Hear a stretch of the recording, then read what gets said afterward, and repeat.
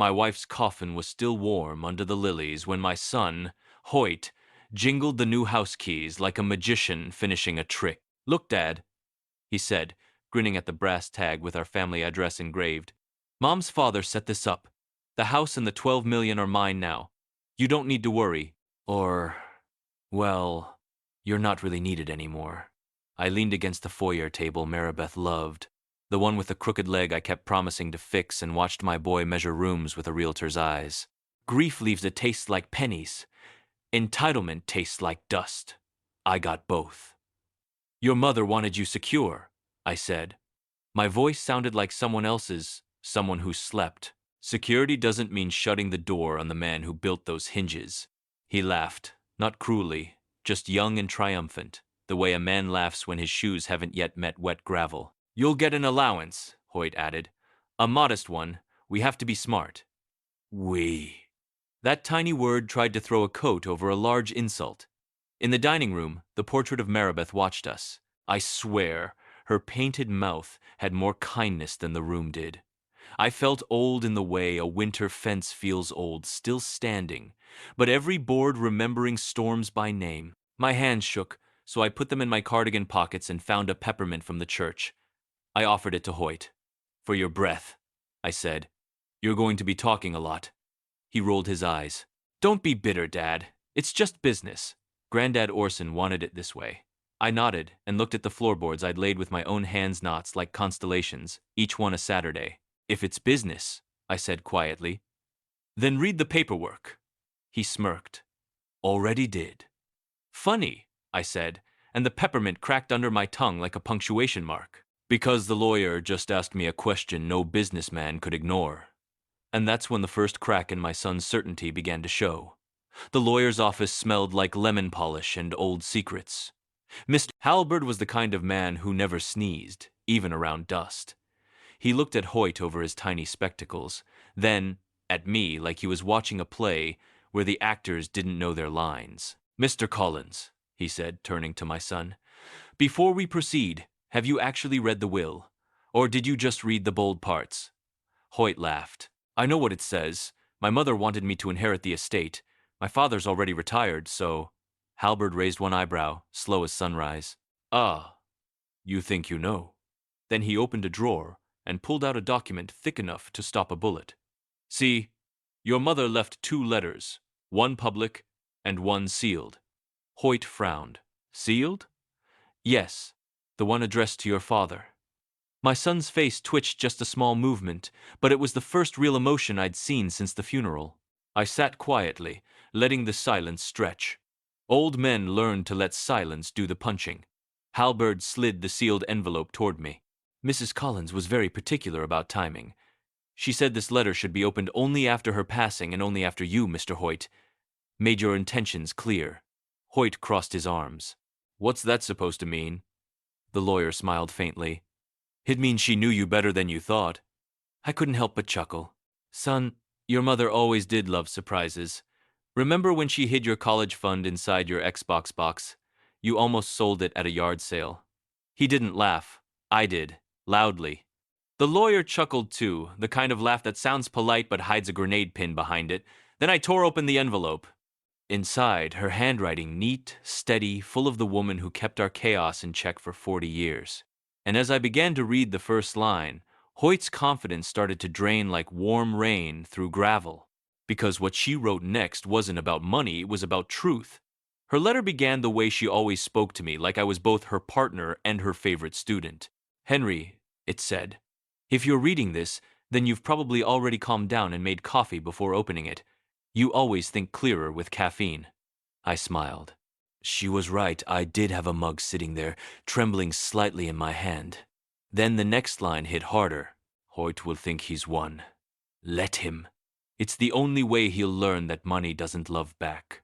I could feel my son's eyes on me, impatient, ready to snatch the paper. "What does it say?" he asked, leaning forward. "Oh, just that your mom knew you'd be interrupting before I got to the good part," I said. Halberd coughed into his fist, trying not to laugh. I kept reading. "The house is his, yes, but only the house. The rest of the inheritance, the accounts, the stocks, the trust fund, those remain frozen until he proves he's capable of kindness. The one thing he's refused to learn from you. Hoyt blinked. What does that even mean? I shrugged. Well, I suppose it means you'll have to be nice to me for once. Imagine the horror. Halbert's lips twitched again. Mrs. Collins specified a 1-year period, Mr. Hoyt, during which your father may choose where to live, including this very home. The silence that followed could have cooked an egg. My son's jaw locked tight enough to crush walnuts. You mean, he gets to stay here? Halbert smiled politely. Oh no, Mr. Collins. He owns the right to stay. I leaned back, enjoying the first breeze of poetic justice. Don't worry, son. I'll be tidy. I only play the banjo after 9. Hoyt groaned and muttered something about old people and their jokes. I grinned. Careful, son. Those old people built your inheritance. But as I looked at Maribeth's signature at the bottom of the letter, my smile faded just a little because she'd written something else, something no one expected. Henry, there's something you must tell him about his grandfather. And that's when I realized this wasn't just a will, it was a test and a confession. I stared at those words. Tell him about his grandfather. For a moment, I thought my glasses were smudged. They weren't. The ink was steady, deliberate. Maribeth had written it with purpose. Hoyt leaned over the desk. What about Grandpa Orson? What's that supposed to mean? Halbert looked at me like a man who already knew too much but charged extra for silence. Your grandfather, I said slowly, wasn't exactly the saint your mother made him out to be. Hoyt scoffed. He built an empire. Everyone in town respected him. Sure, I said. So did Al Capone for a while. Halbert nearly dropped his pen, trying not to laugh. I looked at my son, same square jaw as Orson, same habit of tapping his fingers when nervous.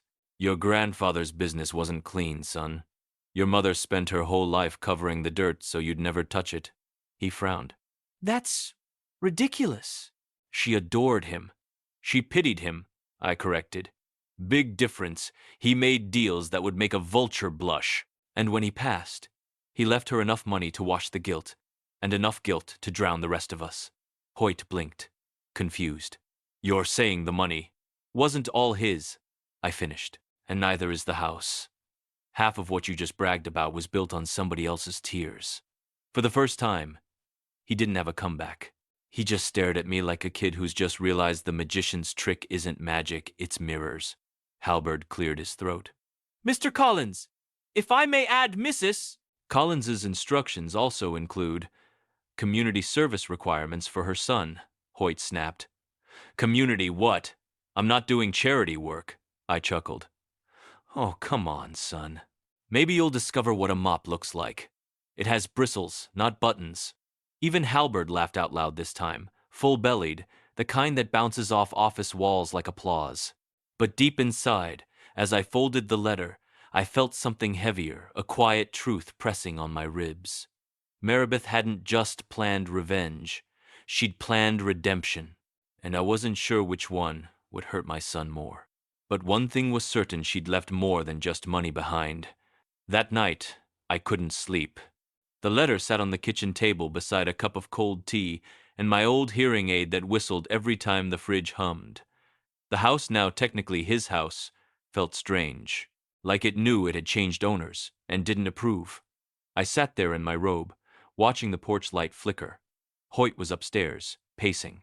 I could hear his footsteps fast, angry, entitled. Same rhythm Orson used when deals slipped through his fingers. I could almost hear Maribeth whisper, "He's turning into him."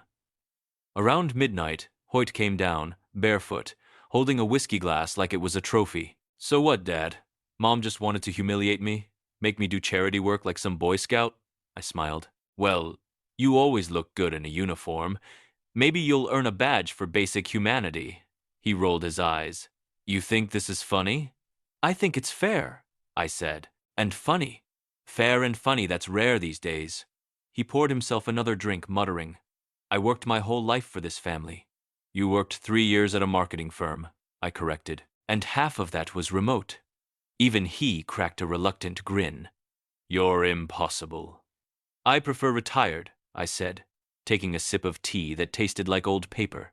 The silence that followed wasn't hostile anymore, just heavy. Two men trapped in one memory of the same woman. Then he said something softer.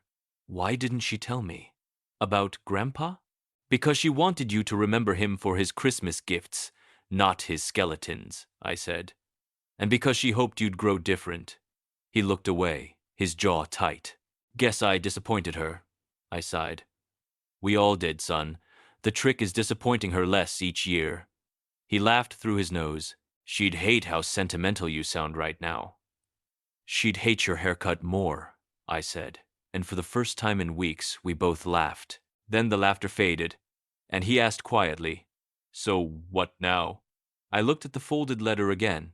Now we follow her instructions. He frowned. You mean? Yes, Hoyt, I said, standing slowly. We're going to meet the lawyer again tomorrow, because there's a second envelope. And whatever was inside that one, it wasn't meant to be shared with both of us. The next morning, Hoyt drove us to the lawyer's office in absolute silence, which, for him, was a medical miracle. Normally, he filled every quiet second with the sound of his own confidence. But that day, nothing. Just the hum of the car and the smell of my aftershave, which he always said smelled like old wood and guilt. When we pulled up, Halberd was already waiting with that calm smile of his, the kind that suggested he'd read every script before we even arrived. Gentlemen, he said. Sleep well? I grinned, like a baby up every 2 hours crying. Hoyt rolled his eyes. Can we just get this over with? Halberd placed the second envelope on the desk. It was smaller, thinner, and sealed with Maribeth's favorite gold wax. Her initials shimmered under the morning light, MC. It looked harmless, but I swear the air in that office grew heavier the moment I touched it. Halberd gestured. This one, Mr. Collins, is addressed to your son only. I slid it toward Hoyt. Well, go on. Open your inheritance in emotional damage. He tore it open like a man expecting cash and found a single photo of me. You could hear the confusion rattle around his head. What is this? He asked. Halberd cleared his throat. There's writing on the back. Hoyt flipped it. In Maribeth's graceful handwriting, everything you think you earned, he built it first. You can't inherit a man's legacy until you learn to respect the man. He stared at it like it was written in another language. So that's it? A picture? I nodded. Well, that's one way to frame responsibility. Halberd chuckled. Mrs. Collins did instruct me to add one final note verbally. Hoyt turned. What note? The lawyer adjusted his glasses. She said, and I quote, If he argues, tell him the will can be reevaluated. I nearly burst out laughing. She planned everything. The woman's been gone 2 weeks, and she's still running the house from the grave. Even Halberd smiled. Remarkably organized woman. Hoyt slumped in the chair, defeated. So what am I supposed to do now? I stood, buttoning my jacket. Start by buying dinner for your old man. Somewhere without a drive-through window. He glared. You're milking this, aren't you? Son, I said, patting his shoulder. I milked cows before you were born. This is just justice. But as we left the office, something in me softened because for the first time in years, my son didn't walk ahead of me. He walked beside me. And that, more than the money, felt like the real inheritance beginning to surface. We ended up in a small diner off Highway 8, the kind with sticky menus and a waitress who calls everyone Hon, whether you're 5 or 85. Hoyt sat across from me, stirring his coffee like he was trying to find answers at the bottom. So, he finally said, Mom basically made me earn back what's already mine? Exactly, I said, cutting my pancakes. It's called poetic justice. Or, as your generation says, character development. He smirked. You think this is funny, don't you? Of course. Your mother's been trying to teach you empathy since kindergarten. She once bribed you with a cookie to share your toy truck with a neighbor's kid. You bit the kid instead. He laughed despite himself. I was 4. Old enough to negotiate, I said. You drove a hard bargain back then. No truck, no cookie. He leaned back, sighing. You know, Dad, I never understood you two. Mom all heart, you all logic. Yet somehow you worked. I smiled. Because she taught me to cry. And I taught her to balance the checkbook. He chuckled. And what did you teach me? To stop interrupting people while they eat, I said, shoving a forkful of pancakes into my mouth. He rolled his eyes. Seriously? I put the fork down. I tried to teach you to listen, but you were always too busy being right. That landed harder than I expected. His face softened, the first real crack in his pride since this whole mess began. I guess I never realized how much she planned, he said quietly. Even this lunch, probably. I nodded. Oh, absolutely.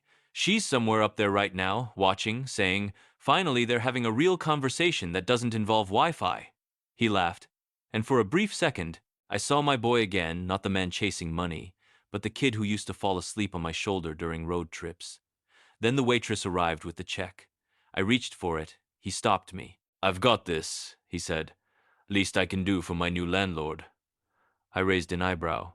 So the prodigal son buys breakfast. Call the newspapers. He grinned. Don't get used to it. Oh, I will, I said. And next time, I'm ordering steak. But behind the jokes, something was shifting quietly, stubbornly. The kind of shift you don't notice until it's too late to undo. Because beneath the ashes of greed, a little warmth was starting to return. The next few days were strange. Peaceful, in a way I didn't trust. Hoyt started waking up early. The same man who once claimed mornings were a government conspiracy. I'd find him in the kitchen, half asleep, trying to make coffee without filters. It looked like something between soup and regret. Need help? I asked one morning. He shook his head. I'm learning. From who? The CIA? He laughed and handed me a mug that tasted like motor oil. It's progress. Son, I said, wincing. Even progress shouldn't taste like punishment. We began talking more. About things that didn't involve money or business about Maribeth. The garden she loved.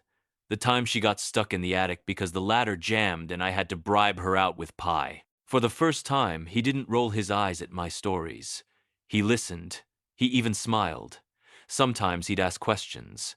The kind you only ask when you realize you've missed years' worth of answers.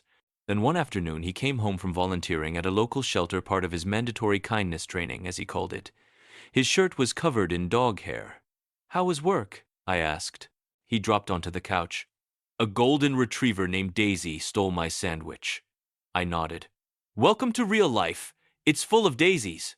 He laughed so hard I thought he'd choke. But later, when the laughter settled, he said something that caught me off guard.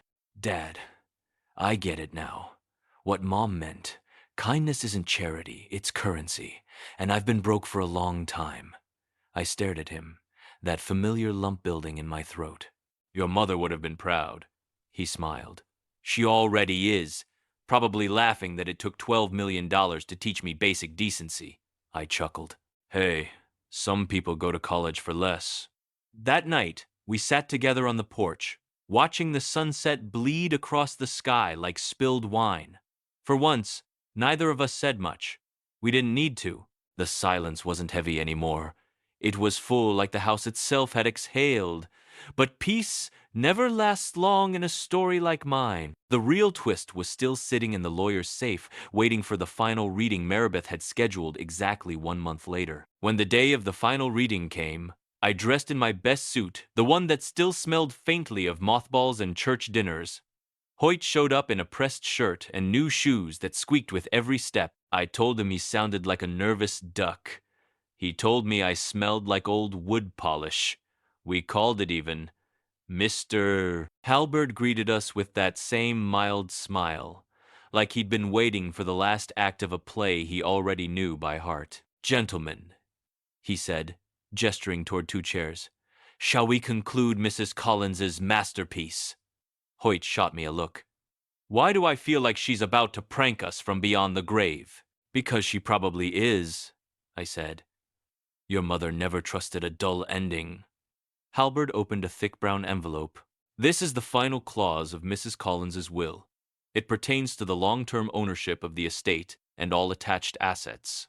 Hoyt leaned forward like a man watching his lottery numbers roll in. I leaned back, already smiling. The lawyer read slowly, savoring every word. To my beloved son, Hoyt, if, by the end of 30 days, he has treated his father with the same respect he demands from others, the estate shall remain his. But if he fails, Halberd paused. Hoyt froze. The estate shall be transferred in full to the Collins Community Fund, an organization established by my husband Henry, effective immediately. You could hear the sound of Hoyt's heartbeat echo through the room. Wait, what? He blurted. Community fund? Since when do we have that? I coughed into my hand. Since last Tuesday. I had some free time and a very smart lawyer. Halberd smiled. Mrs. Collins anticipated this possibility and authorized your father to form it. She even named it after you both the Collins Legacy Trust. Hoyt rubbed his face, half laughing, half panicking. So she rigged the will against me? No, I said gently. She rigged it for you. So you'd learn that legacies aren't owned. They're shared. Halberd folded the papers neatly. Mrs. Collins requested that, regardless of the outcome, you both meet here today to sign one final document together, something symbolic. Hoyt sighed. What now? Adoption papers for a dog? Close, I said. A pledge to manage the fund together. He looked at me, then at the photo of Mom on Halberd's desk, and for once there was no sarcasm in his voice when he said quietly, Let's do it. I signed first, my hand steady. He signed next, his hand shaking, but not from anger. Then Halberd smiled and poured 3 small glasses of champagne. To Mrs. Collins, he said. To Mom, Hoyt whispered. To the smartest woman I ever lost an argument to, I added. We clinked glasses, and for the first time in months, I didn't feel like a ghost in my own life. But as we left the office, Halberd called after us with one last envelope in his hand and said 5 words that froze us both. Mrs. Collins left one more note. We both turned around at the same time, like 2 guilty schoolboys caught sneaking out of class. One more? Hoyt asked, half groaning, half laughing. Was she running a soap opera or a will? Halberd only smiled. Mrs. Collins was thorough. He handed me the small cream envelope. It was lighter than the others, sealed with a smudge of her lipstick instead of wax. That alone made my chest tighten. Maribeth had always left her mark on everything, even her envelopes. I opened it carefully. Inside, 1 handwritten page. And, tucked behind it, a folded napkin from our favorite diner, Betty's Grill. Hoyt blinked. Why is there a napkin? Because your mother believed all great revelations should happen over pancakes, I said. He groaned. You two were ridiculous. Correct, I said. And happily so. Then I started reading. My dear Henry and Hoyt, if you're reading this, you've already argued, learned, and hopefully laughed. Good. Families that never fight don't grow, they fossilize. Hoyt smirked. That sounds like her. I kept going. Henry, take care of our boy. He'll need your stubborn love. And Hoyt, take care of your father. He'll never admit it, but he needs your youth to keep him from turning into an antique with opinions. Halberd chuckled softly behind his desk. And the napkin, I read, is from the day I realized we'd be okay. You two were arguing about who paid the bill, and I told the waiter to put it on my tab, which was, of course, our joint account. The joke still stands. In this family, no one pays alone. When I finished, I just sat there, staring at that napkin like it was a sacred text. Hoyt wiped his eyes and said, She got us again, didn't she? Every time, I said. She's probably laughing right now, rearranging clouds. We stood up, thanked Halberd, and left. Outside, the air was bright, warm, the kind of morning she would have called good laundry weather. Hoyt looked at me and grinned. You still play the banjo, old man? Every night after 9, I said. Good, he said. Because tonight I'm joining you with my guitar, and if the neighbors complain, I'll tell them it's part of the will. I laughed so hard I nearly dropped the napkin, and for the first time since the funeral, I didn't feel like I'd lost a wife. I felt like I'd finally found my son. That evening, The house felt alive again. The same walls that once echoed with silence now carried laughter, off-key guitar strings, and the smell of my terrible attempt at chili. Hoyt had insisted on helping me cook, which turned out to be a disaster of biblical proportions. "Dad, are you sure this much paprika is legal?" he asked, coughing. "Your mother always said spice builds character," I said. "She also said your cooking builds emergency room visits." We laughed so hard the spoon fell into the pot, splashing like a miniature volcano. Daisy, the golden retriever from the shelter, barked from the back porch as if demanding a refund. "See?" I said. "Even the dog approves." "She's growling, Dad." Semantics. After dinner, we sat in the living room surrounded by old photo albums. I hadn't opened them since Maribeth's passing. The sight of her handwriting and captions had always been too much. But tonight felt different. Hoyt flipped through the pages, stopping at a photo of me, younger and terrified, holding him as a baby. "You look happy," he said softly. I still am," I replied. "I just forgot how to show it." He closed the album and looked at me. "You know, Mom really did outsmart both of us." "Son," I said, "your mother could outsmart a chess computer and still have time to bake a pie." He smiled, but there was something deeper in his eyes, this time gratitude, maybe, or humility finally finding its way home. "She taught me something I never expected," he said. "What's that?" "That you can't own love, or houses, or legacies. You can only live up to them." I nodded. "And clean them occasionally. Dust doesn't respect legacies." He laughed, and for a moment I saw her in him that exact same crooked smile that always appeared right before she said something wise. When he went upstairs later, I stayed behind, picking up her letter again. There was a line I hadn't noticed before, written faintly at the bottom in her looping script. "If they ever start laughing together again, my job is done." I whispered into the quiet, "It's done, Maribeth. It's done."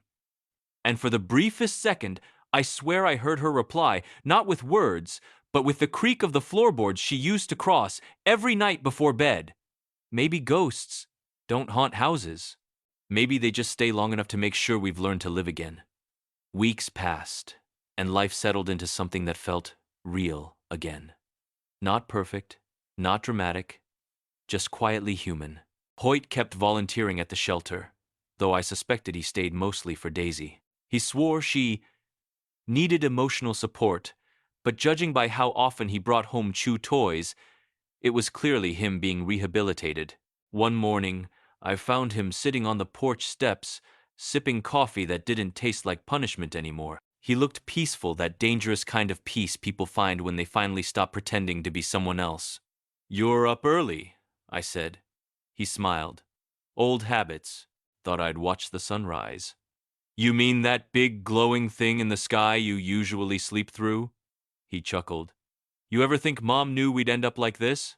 "Oh, she didn't think, son. She scheduled it. Probably penciled in the reconciliation for this week." He laughed that deep, genuine laugh that makes wrinkles appear in all the right places.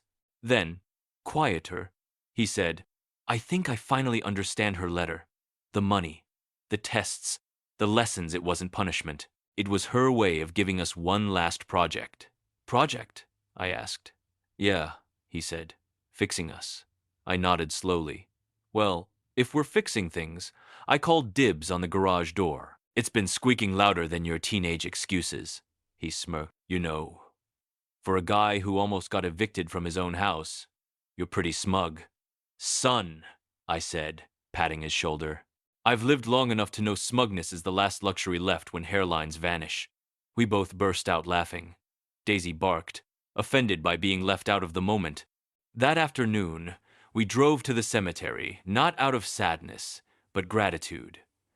I brought a small ceramic angel. Hoyt brought a napkin from Betty's grill. We placed them beside Maribeth's name. "She really never stopped planning, did she?" he whispered. "No," I said softly, "and thank God for that." We stood there a long time, two men who'd lost the same woman but finally found each other. As we turned to leave, the wind rustled through the trees, carrying the faintest scent of her favorite lilacs. Hoyt looked up and smiled. You feel that? I nodded. Yeah, that's her saying we passed the test. He grinned. So what now, old man? Now, I said, now we live. And as we walked away from the grave, side by side, I thought maybe love doesn't end when someone dies. Maybe it just changes its address. And in that moment, I realized she didn't leave us a fortune. She left us a family. A few months later, the house didn't feel like hers or mine or his anymore. It felt like ours. The laughter had settled in like good wallpaper, impossible to scrape off even if you tried. Hoyt had taken over the garden Maribeth once tended. I'd watch from the porch as he knelt in the dirt, swearing softly at the weeds like they owed him money.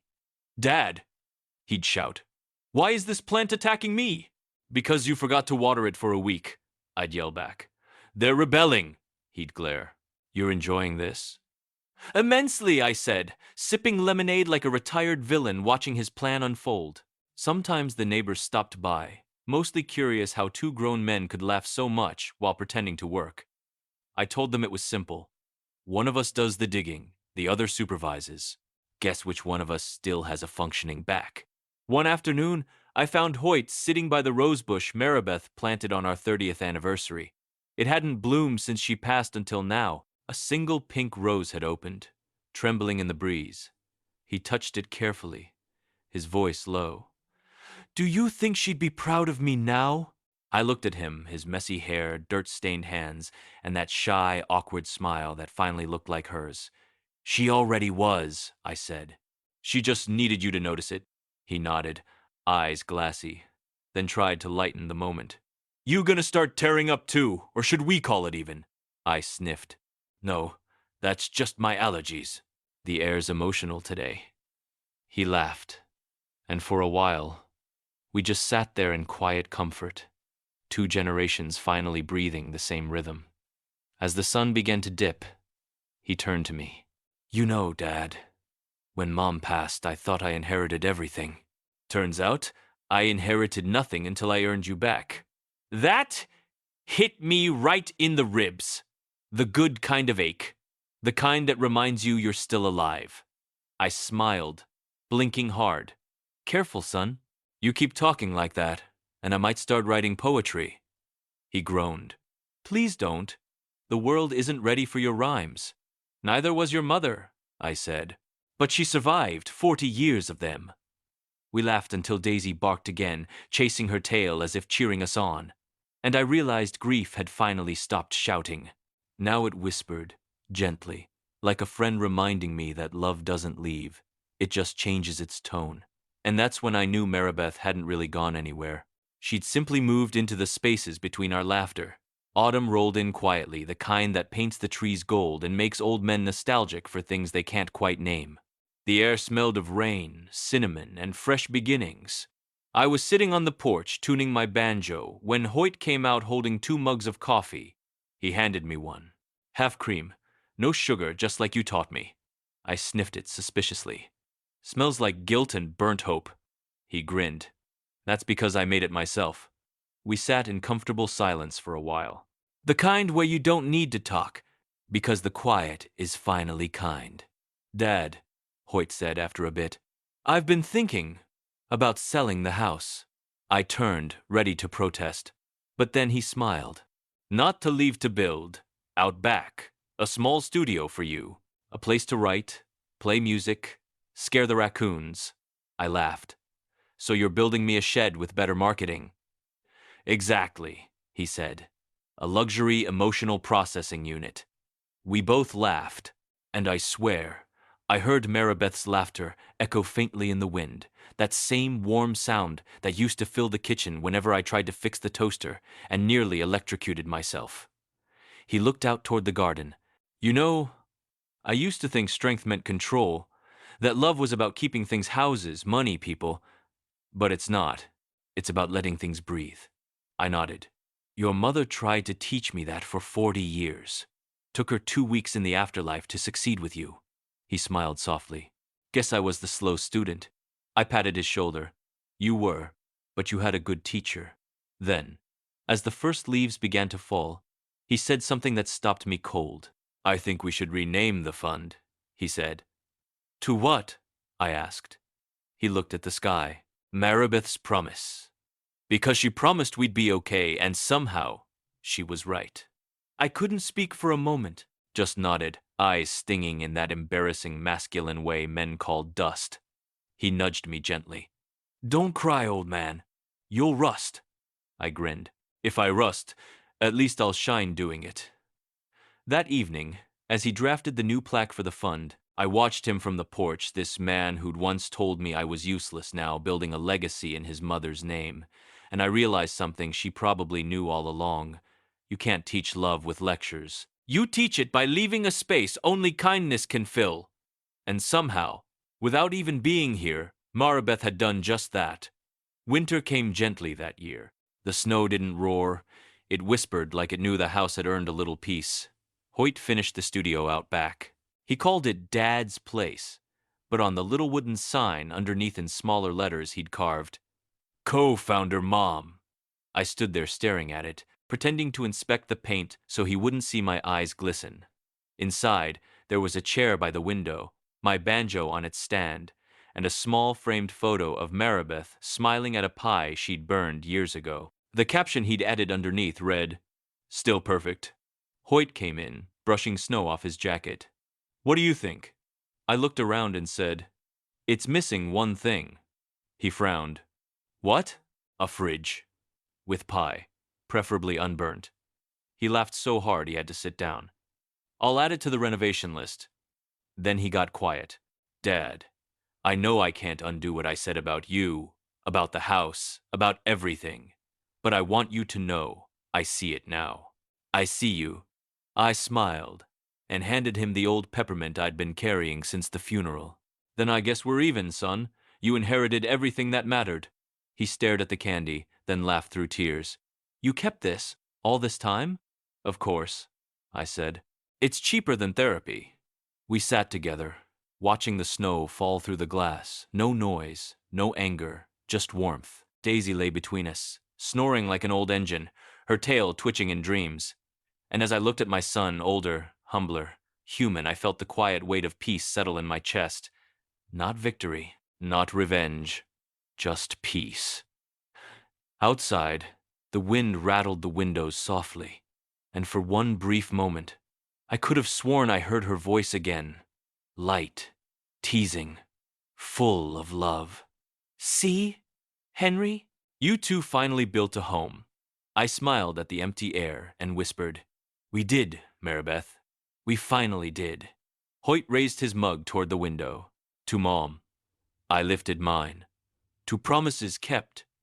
The snow kept falling quiet, steady, endless, wrapping the world in white forgiveness. And that night, for the first time in years, I slept without dreams. Because everything I ever lost had finally come home. And that's how it all ended, my friend. Sometimes life takes everything from you, just to give it back in a better way. Tell me in the comments, where are you watching from, and how old are you?